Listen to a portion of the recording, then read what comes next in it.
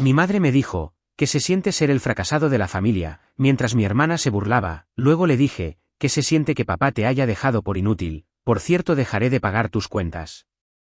Mi nombre es Martín, tengo 28 años, y desde que tengo memoria, mi madre, Marta, ha hecho todo lo posible por hacerme sentir que no valgo nada. No es que sea una persona cruel por naturaleza, o al menos eso quiero creer, pero siempre ha tenido una forma especial de hacerme sentir pequeño, insignificante, como si mi existencia fuera una especie de error que ella tuvo que soportar. En cambio, mi hermana Sabrina, 2 años menor que yo, siempre ha sido la luz de sus ojos, la hija perfecta, la que nunca hace nada mal, aunque en realidad sea un desastre. Pero claro, en esta casa, los defectos de Sabrina son virtudes, y mis logros, por más grandes que sean, nunca son suficientes. Todo empezó hace mucho, cuando aún éramos niños. Mi madre siempre tuvo una preferencia descarada por Sabrina. Si ella sacaba una nota mediocre en la escuela, Marta lo celebraba como si hubiera ganado un premio Nobel. Mira qué inteligente es mi niña, decía, mientras colgaba sus exámenes llenos de correcciones en el refrigerador. Si yo traía una calificación perfecta, apenas me miraba y murmuraba algo como, puedes mejorar. No importaba cuánto me esforzara, siempre había una crítica, un comentario mordaz que me hacía sentir que nunca era suficiente. Mi padre, Carlos, era diferente. Él sí veía mi esfuerzo, y aunque no era de los que hablaba mucho, a veces me daba una palmada en el hombro y me decía, sigue así, Martín. Tú vas a llegar lejos. Esas palabras eran mi combustible, porque en esta casa, donde mi madre y Sabrina parecían conspirar para hacerme sentir menos, él era mi único aliado. Pero eso cambió cuando yo tenía 18 años y mi mundo se derrumbó. Mi padre se hartó de mi madre. No lo culpo. Marta era una persona que vivía quejándose, exigiendo cosas, pero sin mover un dedo para contribuir. Pasaba los días viendo telenovelas, comprando cosas que no necesitábamos con el dinero que mi padre ganaba con tanto esfuerzo, y criticándolo por no darle la vida que ella merecía. Nunca trabajó, nunca limpió la casa a fondo, nunca cocinó algo que no fuera comida congelada. Todo era una excusa tras otra, y mi padre, que trabajaba como ingeniero en una fábrica, llegaba agotado solo para escuchar sus quejas. ¿Por qué no ganamos más dinero? ¿Por qué no tenemos una casa más grande? ¿Por qué no me llevas de vacaciones como las vecinas? Era un ciclo interminable. Un día, no pudo más. Recuerdo esa noche como si fuera ayer. Yo estaba en mi cuarto, estudiando para un examen de matemáticas, cuando escuché los gritos. Bajé las escaleras y vi a mi padre con una maleta en la mano. Mi madre estaba furiosa, arrojándole insultos mientras Sabrina, que entonces tenía 16 años, lloraba dramáticamente en el sofá, como si fuera la víctima de una tragedia. Mi padre me miró, con una mezcla de tristeza y determinación, y me dijo, Martín, cuida de ellas, pero no dejes que te arrastren con ellas. Luego se fue. Al día siguiente, supe que había pedido el divorcio. La razón, según él, fue que no podía seguir viviendo con una mujer que no aportaba nada, que solo exigía y lo hacía sentir miserable. Marta, por supuesto, lo convirtió en el villano de la historia. Tu padre nos abandonó porque es un egoísta, gritaba. Pero yo sabía la verdad, mi madre era una inútil, y él se cansó de cargar con ella. A partir de ese momento, la dinámica en casa cambió. Mi padre se fue a otra ciudad por trabajo, y aunque me hablaba de vez en cuando, la distancia hizo que nuestra relación se enfriara. Mientras tanto, yo, que ya estaba en la universidad estudiando administración de empresas, tuve que asumir responsabilidades que no me correspondían. Marta no trabajaba, y Sabrina, que apenas había terminado la secundaria, no tenía interés en hacer nada útil. Así que, con un trabajo de medio tiempo como asistente en una oficina, empecé a pagar las cuentas de la casa, la luz, el agua, el internet que mi madre y Sabrina usaban para ver series y subir fotos a redes sociales. Era agotador.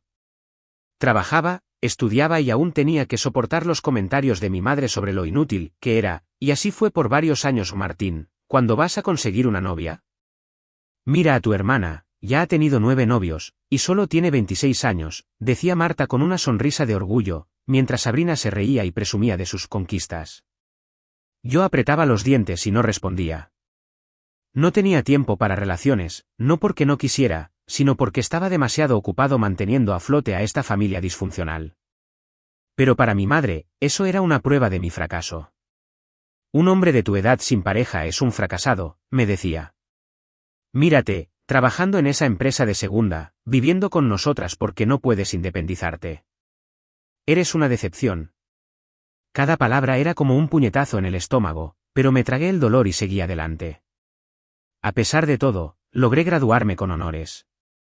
Conseguí un trabajo en una empresa de tecnología que estaba creciendo rápido. No era una empresa de segunda, como decía mi madre, sino un lugar donde me valoraban. Empecé como asistente, pero con el tiempo me ascendieron a gerente de proyectos. Mi salario creció, y con él, mi capacidad para mantener la casa.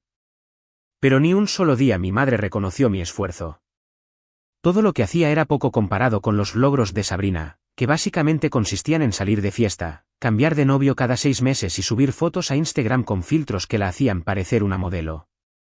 Marta aplaudía cada una de sus publicaciones como si fueran obras maestras. Mira qué hermosa es mi niña, ella sí sabe vivir la vida, decía, mientras yo pagaba la cuenta de luz que permitía que Sabrina cargara su celular. El colmo llegó en una cena que organicé para celebrar un logro importante en mi trabajo. Había cerrado un proyecto que le trajo millones a la empresa, y me habían dado un bono sustancial. Decidí que, por una vez, quería compartir mi felicidad con mi familia, aunque en el fondo sabía que era una mala idea. Reservé una mesa en un restaurante elegante, uno de esos lugares donde el mesero te dobla la servilleta cada vez que te levantas. Pagué todo de mi bolsillo, porque, como siempre, ni Marta ni Sabrina tenían un centavo. La cena empezó bien.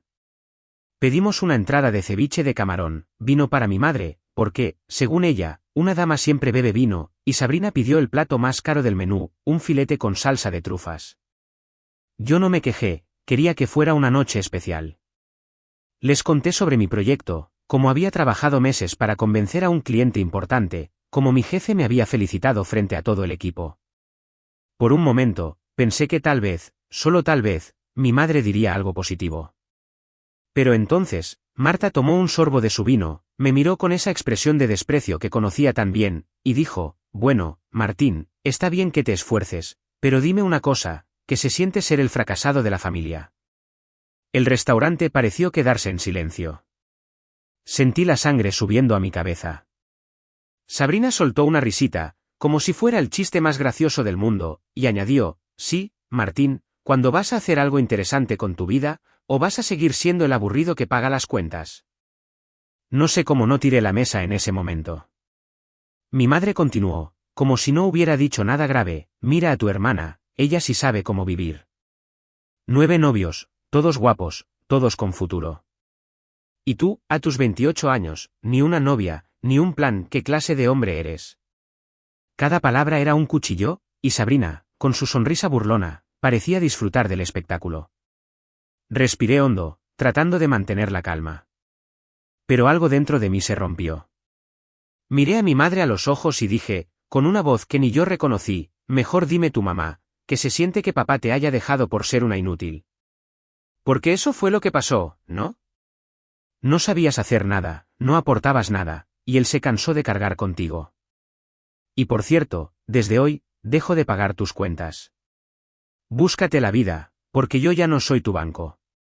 Marta se puso de pie, su rostro rojo de furia. ¿Cómo te atreves a hablarme así?, gritó, haciendo que varias personas en el restaurante giraran a vernos. Soy tu madre, te di la vida, sin mí, no serías nada, crees que porque pagas unas cuentas puedes faltarme al respeto, eres un desagradecido, un mal hijo, siempre lo supe, desde pequeño, que no tenías nada especial, por eso tu padre se fue, porque no soportaba tener un hijo como tú. Esas palabras fueron como un cuchillo en el corazón.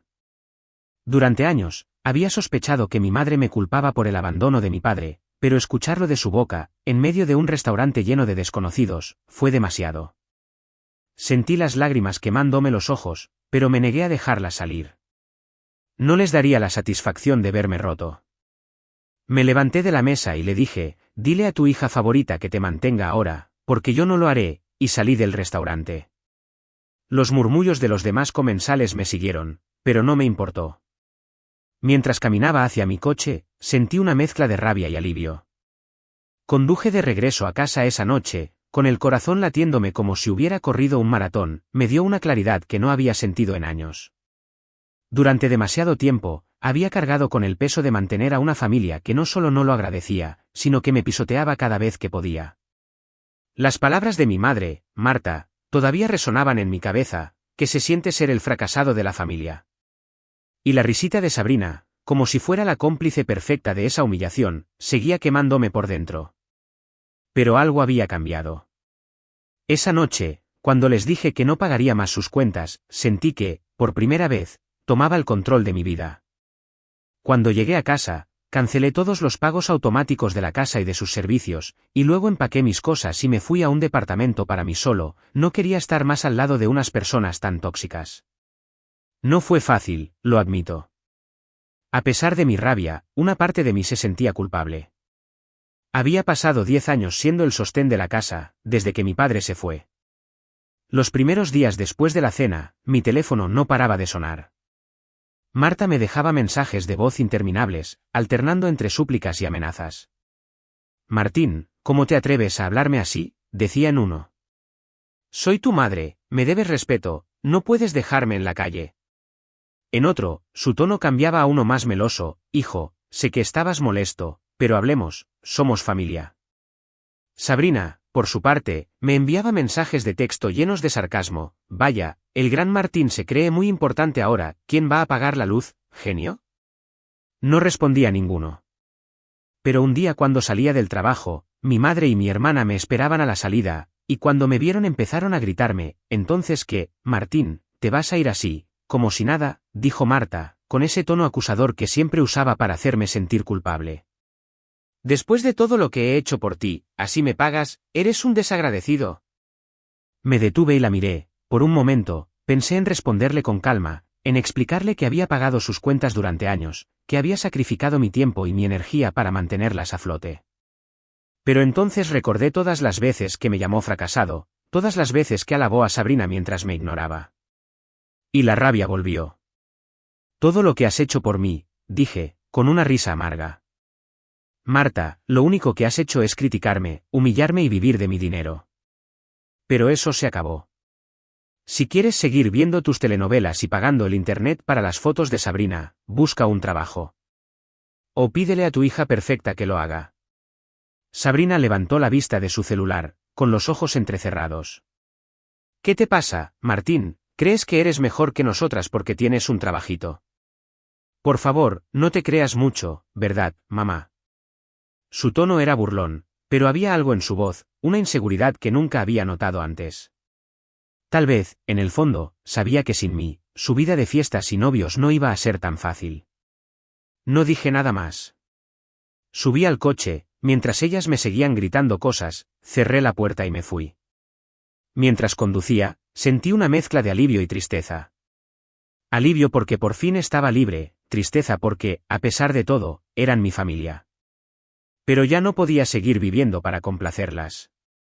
Había llegado el momento de vivir para mí. Los siguientes meses fueron un cambio radical. En el trabajo, me enfoqué como nunca. El proyecto que había cerrado en la cena fue solo el comienzo. Mi jefe, un tipo exigente pero justo, empezó a darme más responsabilidades. Me asignaron un equipo de 5 personas, y aunque al principio me sentía intimidado, pronto descubrí que era bueno liderando. Mis compañeros me respetaban, y eso era algo nuevo para mí. En casa, con Marta y Sabrina, siempre fui el fracasado. Pero en la oficina, era Martín, el tipo que entregaba resultados, el que siempre tenía una solución para los problemas. Cada pequeño éxito me hacía sentir más fuerte, más seguro de que había tomado la decisión correcta. Mientras tanto, no tenía noticias de mi madre ni de mi hermana, y eso estaba bien. Había cancelado todas las cuentas que pagaba para ellas, la luz, el agua, el internet. No fue fácil, porque una parte de mí se preocupaba por cómo se las arreglarían, pero me repetía que no era mi responsabilidad. Marta tenía 52 años, estaba perfectamente capaz de trabajar. Y Sabrina, con 26, ya no era una niña. Si querían seguir viviendo como reinas, que encontraran la manera. Pero un día, ellas volvieron a aparecer en mi trabajo. Martín, por favor, empezó Marta, con la voz quebrada, dando un paso hacia mí. Necesitamos hablar. Es urgente, por favor, hijo, escúchame. No hay nada que hablar, dije, cruzándome de brazos y bloqueando la entrada. Ya dejé claro que no voy a seguir ayudándolas, ¿qué quieren? Sabrina dio un paso adelante, sus manos temblando. Martín, nos van a desalojar, soltó, con un hilo de voz que sonaba a punto de romperse. No tenemos dinero para el alquiler. La luz ya nos la cortaron, y el agua está por cortarse, que estamos en la calle si no nos ayudas. Miré a mi madre, esperando que dijera algo, pero solo se quedó allí, con las manos apretadas, mirándome como si yo fuera su última esperanza. Y eso es mi problema, dije, con una calma que no sentía. Les dije que se buscaran la vida. Yo no soy su banco. Martín, por Dios, gritó Marta, su voz subiendo hasta un tono agudo que hizo eco en el pasillo. Soy tu madre, te di la vida, vas a dejar que nos echen como perros, que vivamos en la calle, no tenemos nada, le pedimos algo de dinero a la familia, pero no alcanza, no podemos pagar todo, por favor, hijo, ayúdanos. Se acercó más, intentando tomar mi mano, pero di un paso atrás y le dije, ¿y por qué no buscas un trabajo? ¿Por qué no haces algo útil en lugar de venir aquí a llorarme? Marta se llevó las manos al pecho, como si la hubiera golpeado. Martín, no digas eso, sollozó, estoy muy vieja para trabajar, nadie me acepta en ningún lado, y Sabrina está intentando que la acepten en un supermercado, pero no es seguro aún. Miré a mi hermana, a mi madre, y por un segundo, sentí una punzada de lástima. Pero entonces recordé la cena, las palabras de Marta, que se siente ser el fracasado de la familia. Recordé las risas de Sabrina, su desprecio. Y la lástima se desvaneció. No, dije, con una voz fría que ni yo reconocí. Se acabó. No soy su salvador. Nunca lo fui. Cierren la puerta al salir. Cerré la puerta en sus caras, ignorando los gritos de Marta y los sollozos de Sabrina. Mientras subía el volumen de la música para ahogar el ruido, sentí una mezcla de dolor y alivio. No era mi responsabilidad salvarlas. Por primera vez, elegí salvarme a mí mismo. Un día, unos meses después de esa conversación, me enteré de cómo estaban las cosas con mi madre y mi hermana. Resulta que mi madre había intentado buscar trabajo. No duró ni una semana en un par de empleos, una vez como recepcionista en una peluquería, otra como asistente en una tienda. Al parecer, decía que esos trabajos eran indignos de ella, que no estaba hecha para trabajar como sirvienta. Así que, en lugar de seguir intentándolo, decidió que Sabrina, su hija perfecta, debía encargarse de todo. Sabrina, que nunca había trabajado en su vida, ahora estaba empleada como cajera en un supermercado de la ciudad. Ganaba el salario mínimo, y todo lo que ganaba iba directo a pagar las cuentas de un cuarto pequeño al que se habían mudado. Marta, por supuesto, seguía de mantenida, viendo sus telenovelas, quejándose de lo injusta que era la vida, pero sin mover un dedo para ayudar. Sabrina, según lo que escuché, estaba furiosa. Decía que era injusto, que yo debería seguir ayudándolas, que no era justo que ella tuviera que trabajar turnos de 8 horas mientras yo vivía como rey. Marta, por su parte, seguía con su discurso de siempre, que yo era un desagradecido, que había abandonado a mi familia, que no sabía lo que era ser un hombre de verdad. Cuando me enteré de todo esto, no supe si reír o suspirar. La ironía era casi poética. Sabrina, la que se burlaba de mí por ser aburrido, por no tener una vida interesante como la suya, ahora estaba atrapada en un trabajo que odiaba, manteniendo a una madre que nunca la había preparado para la vida real. Y Marta, que siempre me llamó fracasado, ahora dependía de la hija que había malcriado hasta el extremo. Una parte de mí sentía una punzada de lástima por Sabrina. No por Marta, ella se lo había buscado con años de pereza y egoísmo. Pero Sabrina, a su manera, era una víctima de la forma en que mi madre la crió, haciéndole creer que podía vivir sin esfuerzo, que siempre habría alguien para pagar sus cuentas. Pero esa lástima duró poco. Recordé todas las veces que se rió de mí, todas las veces que se unió a las humillaciones de mi madre, y la lástima se convirtió en algo más, satisfacción. No era venganza, no exactamente. Era justicia. Y yo, por mi parte, sigo con mi trabajo, con mi rutina. Ya no cargo con las humillaciones que me cortaban como cuchillos, esos comentarios venenosos que me hacían dudar de mi valor.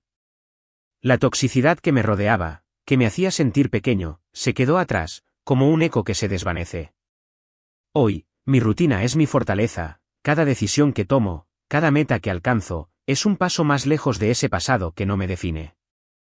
Vivo para mí, no para complacer a nadie ni para cargar con el peso de sus desprecios.